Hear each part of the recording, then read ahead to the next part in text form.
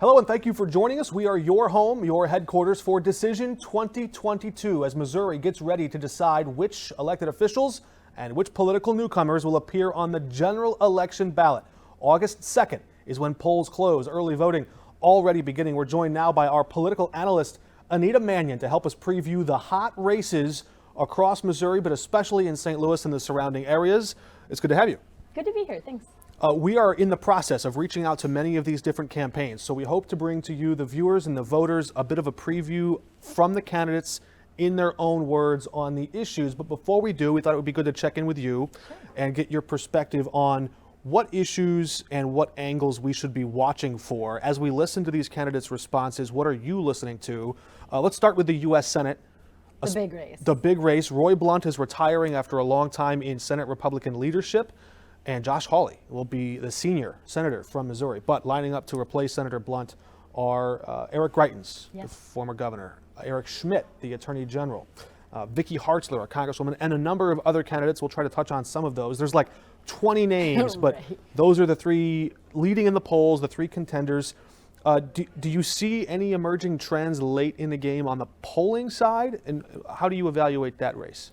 Eric Greitens has pretty steadily been leading in all the polls, but often a very narrow lead with Eric Schmitt close behind.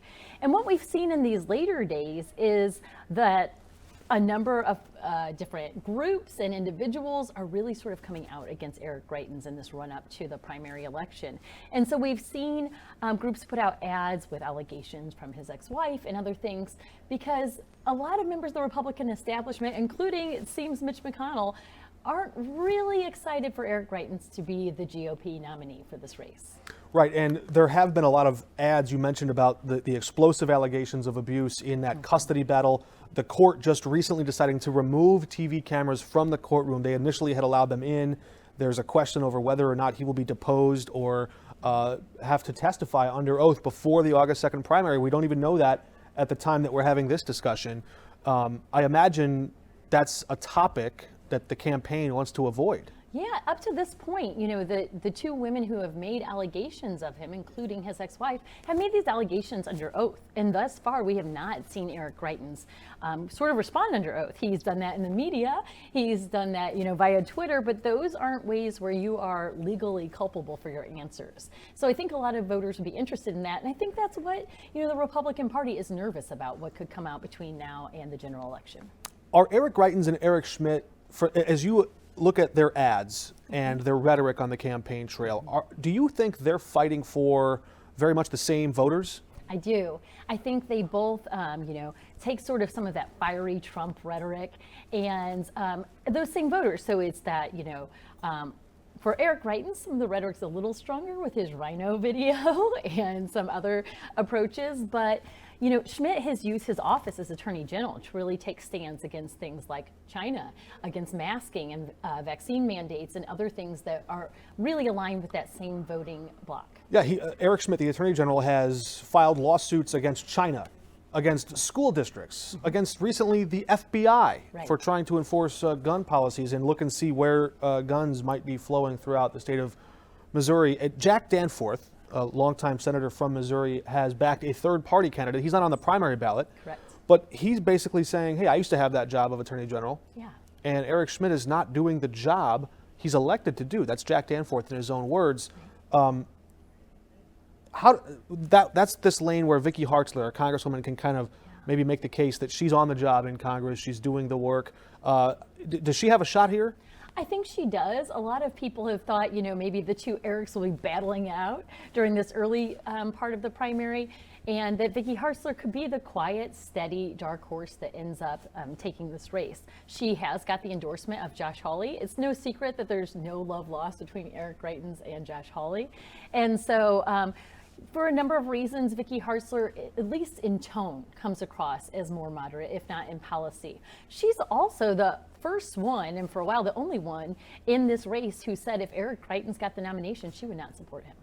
Yeah, that was an interesting gauntlet that she threw down. There was also, you mentioned endorsements from Josh Hawley. We also saw just in the last week or so, former President Donald Trump didn't really make an endorsement in the Senate race, but he made an unendorsement, if you will. Right. He said anyone but Hartzler, just not Hartzler. And I'm not entirely sure.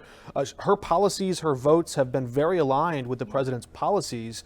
But here we have, and she later said on a radio show in the response to that, you could tell maybe a little bit of hurt feelings, but she said the president's endorsement doesn't matter. Does it? It definitely matters in Missouri. We're talking about, Trump winning by 15 plus points in Missouri. So I think he still has sway. Certainly there have been questions in light of the January 6th hearings and some other endorsements that Trump's made where folks didn't win the race. There's some questions about how strong his endorsement is, but I still think it matters in Missouri. And we see these Republican Senate candidates definitely vying for that endorsement. You mentioned the January 6th hearings, and I wonder what effect those might have on either Trump's endorsement in the primary or on the outcome of the race in the general. We're getting a little bit ahead of ourselves, but we have to note that this third-party candidate, an independent, John Wood, was a lawyer on the January 6th Select Committee who stepped down from that to run for the Senate. Again, not on your primary ballot in August, but could very well be there in November. And how do you see that effect? Do you think that, in fact, the January 6th hearings are weakening the commodity price of the Trump endorsement in the primary or the general election? I think that the Democrats hope it is. It's hard to say how much this will influence voters. There's so much going on right now, I feel like, and so much to take in. Everything from the Roe v. Wade decision and positions on that, recent gun legislation, the January 6th hearings, and then throw in, inflation, continued surges of the pandemic. There's so much that voters have to take in. So I think it's going to be really interesting in this primary to maybe give us a preview of the general election and see what things seem to really be important. We're going to rattle off the list of Democrats and evaluate the Missouri Senate primary on that side in just a moment. Before we do, for those of you just joining us, we're going through all the hot races in the primary election, August 2nd. If you look at the polls, this is not really our analysis. We're just reading the numbers as they come off of the different polling places from across the country that look at Missouri. They tell us it's Eric Greitens, Eric Schmidt, Vicky Hartzler, pretty much in that order, but sometimes a little bit of movement. There's sort of an undercard of other well-known Missouri Republicans, Dave Schatz from Jefferson City, Mark McCloskey, who of course became popular during the aftermath in the summer of 2020, Billy Long, another well-known figure. How do these members factor into the race, if at all? I mean, they're not quite getting the same polling support, or they're not seeing the same numbers as those top three. And there are a number of other, I think almost 20 candidates trying to vie for this job. But what role might these Billy Long, Dave Schatz, and Mark McCloskey candidacies play in this primary? When we look at just the polling numbers that we've had so far, and you see how tight this race is between particularly Eric Greitens and Eric Schmidt, and then Vicky Hartzler, those other candidates, if they pool 5%, 6%, 4%, that can make a big difference in who wins. And so I think that they still do play a factor, and they play a factor in fundraising as well. So, I wouldn't just totally discount their presence, but I think those top three are really the ones to watch in this race. We should note Senator Josh Hawley, he's already endorsed Vicky Hartzler, Congresswoman Hartzler, and has said this, that if Eric Greitens becomes the nominee, he's concerned a Democrat might actually win, even in this year when Democrats are bracing for a Biden backlash. You mentioned the pressure of inflation. Surely that's on the front of voters' minds as they head to the polling booth in August 2nd. The Democrats running Trudy Bush Valentine, she of the Anheuser-Busch inheritance and that acclaim. Lately, she's tried to say, hey, I'm not just someone who's stumbled into money, but also I've suffered and endured a lot of grief in my life. She's trying to put that sympathetic figure forward. Lucas Kuntz, also running, a military veteran, somebody who has been campaigning hard in the progressive wing, perhaps. And then also Spencer Toder has been going around and showing that he can use his campaign to stir up activism, to actually deliver an outcome while campaigning, not just sort of talking about talking points. So those are the three candidates on the Democratic side that appear to have the biggest shot at, the biggest base, the most activity. Give us your lay of the land on the Democratic primary. Yeah, I would say this is an important race for us on the Republican and Democratic side, not just in Missouri, but nationally, because we have a 50-50 Senate right now. Every seat matters in this 2022 race. And so this is a race that the Republicans wish they didn't even have to think about. They wish, Eric Schmidt and Vicky Hartzler and maybe Billy Long were fighting this out, and they would like whoever won, and they wouldn't have to invest much time or resources in this race, and they would feel like they had a lock on the general, and they would have a good reason to think that, because Missouri is increasingly a solidly red state. But when you look at Eric Greitens, the Democrats are hoping this is their 2012 moment all over again, where Claire McCaskill was able to face off against Todd Akin, who was a much weaker candidate. And that's what the Democrats are hoping. They might have a little bit of good fortune here. We've already seen the Republicans spending a lot of money on their primary race and sort of damaging each other in the meantime. And so I think that's good for the Democrats. So then they have to see who is their strongest candidate to face off against the Republicans in the general. And I do believe those three are the front runners, particularly, I would say, Coons and Bush Valentine. Before we get into a little bit more of the specifics of that primary race itself, there's just about 3 months between the primary and the general. That's not much time to really pivot. How does that factor, just the shortened timeline, compared to most other states that have a much earlier primary, Right. How does that short timeline, do you think, affect how candidates in the primary are messaging versus how they might pivot to a general? It's a good question. I think, in Missouri, there generally is for the Democrats to win a statewide election, you do have to be a bit more of a centrist. So we saw that with Claire McCaskill and others. I think that Lucas Coons sees Jason Kander's campaign and sort of sees that his opportunity there. So Jason Kander came very close to winning a statewide election. He was a veteran. And I think that that's a lot of sort of the ilk that Lucas Coons is in. And then Trudy Bush Valentine, I think, does sort of bill herself as a little more of a centrist. I would say Coons more of a progressive. And so that gives her an opportunity for the general to sort of keep that same standard. I wouldn't expect, though, if Coons wins it, for him to pivot much. He's really been taking his message to rural Missouri. And I think he sees it, yes, as a progressive message, but also a very populist message that he thinks can resonate with those folks in outstate. I wonder, sometimes in politics and in measuring polling and support, we cut voters into different blocks and demographics, and it gets a little ugly the way we describe it, but it helps us understand where support is shifting and which types of voters are backing which types of campaigns. To what extent do you see gender politics playing a role in the general election matchup? For example, if Eric Greitens runs against Trudy Bush Valentine, you have an alleged abuser running against a woman who is pro-choice and a big abortion year. To what extent do gender politics come into the general election picture, and how should voters think about that as they walk into a primary voting booth? I think that does matter, and I think that's sort of the Democrats' dream matchup, right, is to have a sort of beleaguered candidate like Eric Greitens with these very specific allegations that are very troubling and include women and children. And then also his controversial ad that many people found distasteful. And so maybe that could alienate, we talked a lot in 2020 about that suburban female vote. And so that Greitens could alienate those voters. And particularly a woman who says, I'm a nurse, I'm a mother, I've lost a child, that could really resonate with that same group of voters. We have Anita Manion joining us, our political analyst, as we prepare you for Decision 2022, the August 2nd primary, as Missouri voters pick who will be on the ballot come November, the big election, the midterm year when President Biden takes the temperature of the American public and voters register their displeasure and or their support with the direction of our country. Of course, we mentioned inflation. You talked about the suburban voter. Okay, let's get into that. We talked about the Senate, which is statewide. The politics are very different when you look at the races for Congress.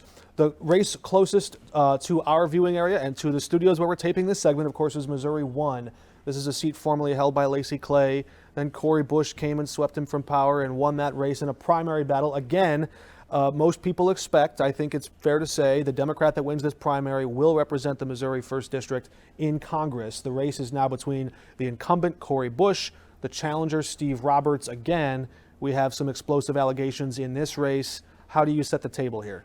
Yeah, well, one thing I would note in this race, there has been redistricting. It's going to be more important in that Missouri 2 race, which we'll talk about. But Missouri's 1 is one of only 2 solidly Democratic districts in the state. And so we expect whoever wins the Democratic primary to win that general election. So this is an important primary. If I were a betting person, I would put my money on Cori Bush. She surprised people, overtaking the Lacey Clay legacy, and she has been front and center. She's garnered national attention. She's always sort of putting St. Louis in the forefront in her rhetoric. So I think those people who really support her are really dug in. She has a strong grassroots base, and again, she has the advantage of being the incumbent.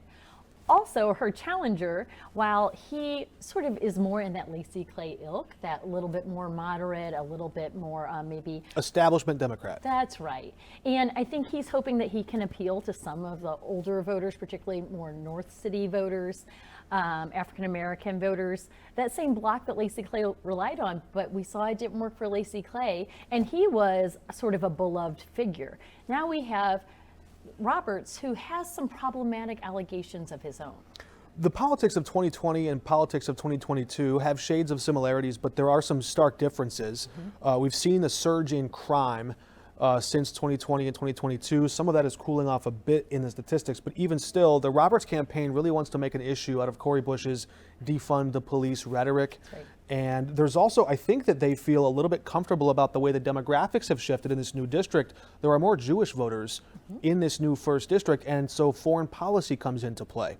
Some of Representative Bush's stances on Palestine and Israel, they're hoping they can exploit those issues to just turn up the polling, or their turnout rather, for this primary.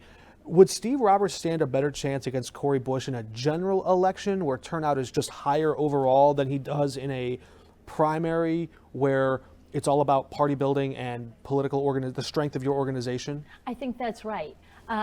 Cori Bush has a really committed following, so those folks are likely to turn out for her in a primary.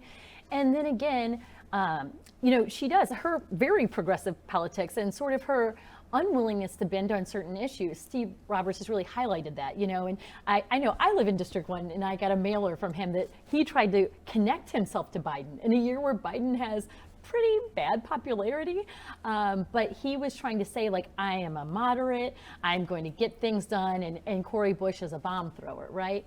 Her politics definitely wouldn't play statewide, but I think they can still win in Missouri's first. It's very interesting to watch that race, the Missouri's first congressional district. We're going to take a closer look as we shift westward on your map. If you're watching or following along from home, the second congressional district, right now, Republican Ann Wagner represents that district. She's hoping to win again. And I think she got an assist from some of the Republicans. If you listen to the Republicans themselves, they drew these new maps for the next decade. They feel like they've shored up her district, made it a little bit safer, stretched it farther to the west, sweeping up some of those rural voters. Is she safe from a challenge, do you think? There's a number of Republicans trying to challenge her. In the last 2 election cycles, Ann Wagner has faced some strong challengers, and challengers from the Democratic side who in the general election came within 4 to 10 points from her. So yes, in this redistricting cycle, I think this is the district in our region that had the biggest impact. They wanted to make that Missouri District 2, the Republicans in the state legislature, a safe district for Ann Wagner. And they've done that. They've expanded it to Franklin County, Jefferson County, St. Charles County, more solidly Republican areas. So that definitely gives Ann Wagner that advantage. Again, the issue of abortion access, abortion restrictions is becoming a lot more a part of the national discussion around politics. To what extent does that come into the race, the general election race for the second congressional district? We know Representative Wagner has touted her position. She's supportive of the Supreme Court decision to overturn Roe versus Wade. She may face a woman in Trish Gumby if she can win that Democratic primary. Is that going to be a big factor, you think, or does inflation overshadow it? I think inflation will overshadow it. If Ann Wagner were in the previous District 2, I think this would be more of a problem for her because it is a more moderate district. But I think the way that District 2 has been redrawn by the state legislature means that Ann Wagner's opinion will be a popular one in her district regarding abortion. And there's also the Biden backlash. We've sort of alluded to that somewhat already as we've discussed how this midterm will register the opinion, the favorability of the president in the eyes of voters. In this second congressional district, that's the suburbs, that's the place where President Biden performed well against former President Trump. Do you see, I mean, how closely are you watching that area, especially the 2nd Congressional District and the suburbs in general, to see just how far off the president's polling? We've seen poll numbers, but the only poll that matters, that primary, or that midterm election rather, how closely will you be watching those results to see where the president is gaining or losing ground? Well, I think when it comes to District 2, it is important to look at those differences, but 2020 was a very unique election year where folks in those areas of Jefferson County, Franklin County, where District 2 has been expanded, definitely were supportive of former President Trump, but that support waned from 2016 to 2020 some. I don't expect that to sort of happen here. I think that they're going to look at Ann Wagner and a Democrat and make their decision based on that. Some of our viewers may be voting in the 3rd Congressional District in Missouri. Blaine Lutkemeyer is the incumbent member of Congress there. Many polls show that, and if you look at the fundraising, I mean, he just cleans the field. He raises a lot more money, and it doesn't look like the other campaigns have yet to mount an operation that can really compete with his at this point. Again, I mean, money doesn't decide it all. It's the voters that matter. Could you see an upset in that race? I can't. I mean, he is an incumbent who, like you said, by far has the war chest, and in previous elections has won 70% of the vote. So I don't see somebody overtaking him at this time. If you look at political contributions as you might a sports book in Vegas on where the sharp money, the smart money is going, it's on the Lutkemeyer campaign in Missouri's 3rd Congressional District. Let's look again at local races. We're getting you ready for that primary election on August 2nd. Yes, there's the Senate race. There are races for Congress, but there are important races on your ballot that will decide who controls a lot of the purse strings closer to home. This means where the COVID money is being spent. In St. Louis County, where the Rams settlement money and how it is being spent, when it'll be sent, whether it's going to be locked away in a trust for years and accrue interest, or whether it's going to be funneled out into the streets and to help improve infrastructure here and now. Let's start at St. Louis County. Sam Page is the executive there. A close political aide of his coming under federal indictment in recent weeks, and the corruption cloud looms large over that office. Jane Duker, who is challenging Sam Page, used to work for Steve Stenger, who, as we know, went to prison for a corruption scandal. That was the predecessor there in that office. So just how much do you think corruption and good government will inject new life into this primary race? I think, for me as a political scientist, I think that everyone should care about these local races because, as you pointed out, this determines your day-to-day money, what money is being invested in the police, into those potholes, into picking up your garbage. These are the day-to-day things that affect you. And a lot of St. Louisans and St. Louis County residents are very disgruntled lately about the services they've been provided, maybe a little jaded by some of the scandals. And even though Sam Page's administration has had their scandals and downfalls, I think even some of the city scandals just feed into that feeling that voters have that, our politicians are being corrupt and that they're not serving us. General distrust. That's right. Does that drive voter turnout down? Does it depress voter turnout? It could. It usually incumbents have the advantage, but at a time where people feel that distrust and to a certain extent disgust, we could have an election where it's throw the bums out. We want to see change. I think Sam Page, particularly this very publicized scandal coming so close to the primary election, is problematic for him. I think Jane Duker has made a point, too, of highlighting the fact that some of the conflict that Sam Page has had within his own party with the county council has come with Black women. And so Jane Duker is really hoping that she can get some support with those North County voters as well. I think you gave us either a headline or a campaign slogan for someone, throw the bums out. That's one to save, folks. Okay, so that was setting the table a little bit for the Democratic primary. There are Republicans running in this primary for the St. Louis County office as well. The Republican that most voters might know is Shamed Dogan, a member of the Missouri House. The term limits have capped his career potential in the Missouri House. He could have run for the Senate. Instead, he's saying, I want to run St. Louis County. A black man who might be able to appeal to some of those very disaffected voters that you just referenced. Right. What do you, if we're looking ahead, he has to win the primary first, but to what extent could Shamed Dogan pull off the upset against a Democratic incumbent? Do the politics work out in this year where Republicans are seeing a bit of a boost. It's the county a little farther away from maybe the Democratic power base in St. Louis City. Does he have a window or a lane there? I think he has a really good timing in being in this race. Democrats have held the county executive seat for decades now, going back to 91, I believe. But Shamed Dogan is coming in at a time where people are disgruntled, and I think he can make this argument. You see corruption in St. Louis City, that's run by the Democrats. You see mismanagement in St. Louis County, that's run by the Democrats. You know, I'm a more moderate, in at least rhetoric, if not policy. And he was the only Republican, I believe, to vote against the 2019 abortion ban. Now, he does support eliminating abortion, but his objection was there weren't exceptions for rape and incest. So kind of maybe not as far right on that position as some other Republicans, which I think he might think could play a little better in St. Louis County as well.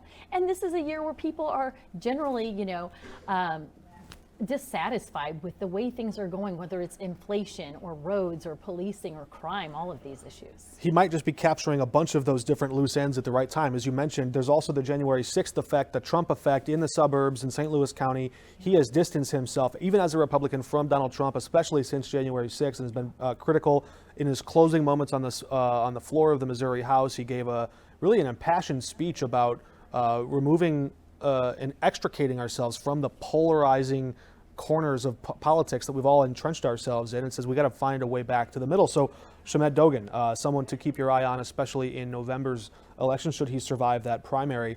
Are there any other things? You mentioned, well, we've talked about corruption here.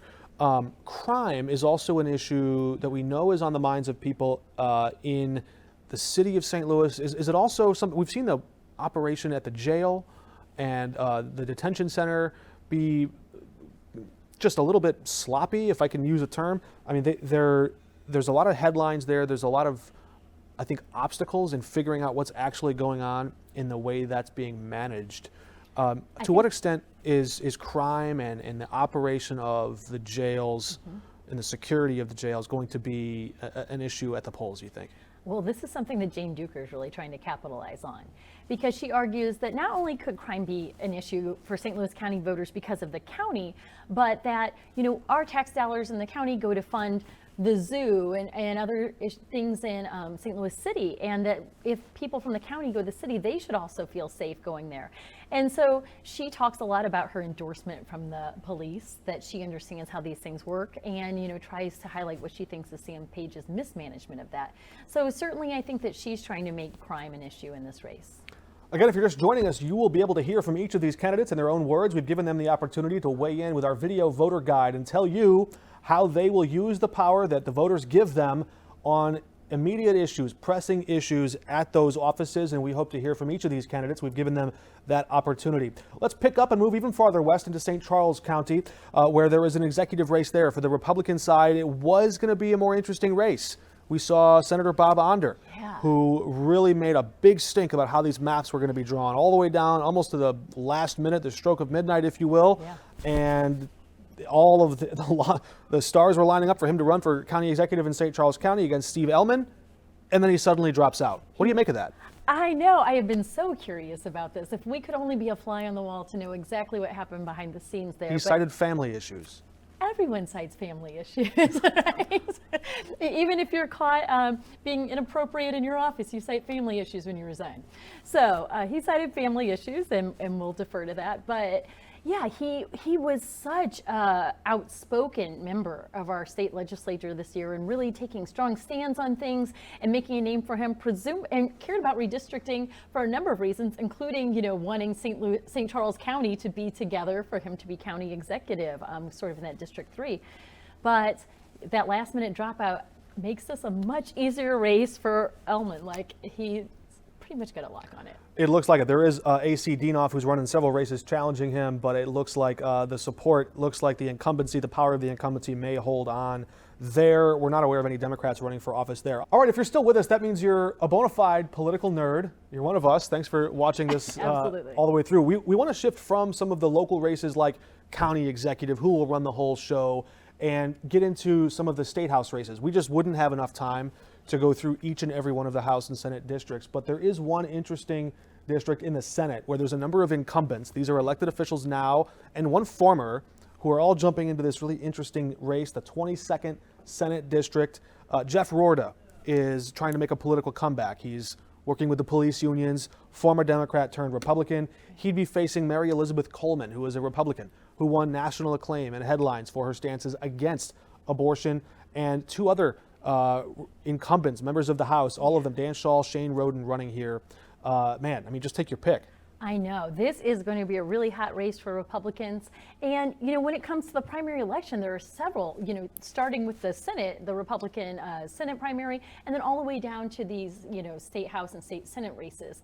And so this is going to be a hotly contested one. Part of it is the redistricting that happened. So, you're an incumbent and redistricting happens and you're drawn into a new district. But also we have term limits here in Missouri. So if you've run your time in the state House, you have to go to the state Senate, which can pit you against other incumbents in your own party. You wonder how they spend that last year if they're neighboring House members and they're all kind of looking at the clock and they're like, my career is up here. I'm gonna have to run against you. I'm gonna have to run against you. Yeah. That's what we're seeing here. Jeff Roorda, though, is the one who is a Democrat, now a Republican. Formerly, yeah. Formerly a Democrat, now a Republican. I don't know if just his politics changed or if he feels that the politics themselves, the ground moved beneath his feet. Yeah, running in Missouri as a Democrat isn't always easy. Eric Greitens used to be a Democrat as well. I don't know if the Democrats want to highlight that, but just facts. And I would encourage folks to go ahead and log on to Secretary of State's website and make sure you know which district you're in now, whether it's congressional or state house, because those did change as a result of redistricting after the census. So my districts have changed. I'm in Missouri's 1st instead of 2nd congressional district. So you might not know folks that you vote for year after year, and now you have new candidates to look at. Yours must be a very coveted vote. The politicians remapped you. They mapped you into a new district. Anita Manion, our political analyst, joining us. I appreciate all this insight here. That's the Jefferson County Senate race in the 22nd District. And we've tried to rattle off a bunch of hot races. You're going to find a lot more information on our website where you can continue to peruse through there, hear from the candidates themselves. Before we wrap all this up and go through the races themselves, what are some of the just general issues and themes? And maybe we've already touched on them, but let's just kind of wrap this up and say, okay, voters are going to the polls. Where do you think the winds are heading? Yeah, all of the predictions and history would tell us that it wouldn't be a particularly good year for the Democrats. And then in Missouri, we've continued to get more and more red. We used to be a bellwether state, but 2008 was the first time in a long time we voted against the winning presidential candidate for the Republican, and then we've continued that way. So all of those things would tell you it would be a better year for Republicans than Democrats. But I think there are a few glimmers of hope that the Democrats have in Missouri. And the first is, hoping to get maybe a beleaguered Eric Greitens as an opponent in the Senate race. I think that, on the flip side, the Republicans, usually that St. Louis County executive race is a good race for the Democrats for decades. But I think Shamed Dogan, because of Sam Page's controversies and the general environment we're in, inflation, Sam Page is still suffering a lot of backlash from his COVID regulations. I think that, there's bright spots for the Republicans in non-traditional areas as well. Very interesting. We hope you'll be right back here joining us on August 2nd. We'll be live streaming on the 5 Plus app. You can find it on the Amazon Fire or TV or Roku apps. Anywhere you can stream 5 on your side, you can find us there. Anita Manion will be joining us along with several other special guests who will be giving us live insight and analysis. Several of our reporters scattered across campaign headquarters throughout St. Louis and the surrounding areas as we bring you live up to the moment. Results on primary night. Where will Missouri go from here, and which candidates will be on the ballot? Anita, thank you for joining us. It was wonderful. It's good to be here. And we'll see you on election night.